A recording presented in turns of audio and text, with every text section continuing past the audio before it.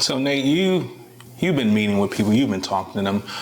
What's the greatest fears that you hear the most? I mean, the biggest thing we go back to again is just the interest rates. They're afraid that they're going to get themselves into something that they can't afford and that they're going to default. You know, I think people continue to think back to 2008, which is a different situation, but that's what people think about. Like, well, it crashed back then, it's going to crash again now, and we're going to be out of a house completely. But it's not the situation. It's always, in my opinion, going back to the basics of the conversation of what is your situation. Right. And that could change from 1 month to the next. Mm-hmm. You know, a year ago, we were just like, yeah, this market's crazy, you know, and you had to battle for a home. Now the market slowed down and you can actually go pick the home that you would want, and the seller's more willing to fix things and give you a little bit more, but yet something in the back of your mind says it's too much of a risk. When you are renting, you know, going back to the finances, you're used to these payments, you're living a life that allows you to do that one payment that you've had for, you know, 1, 2, 3, 4, 5 years. So you're in your comfort zone. And, you know, when you're in that comfort zone, you might not actually know what your finances are, like you said. And so taking a step back, figuring out where you're at, I mean, you might be able to afford a home right now,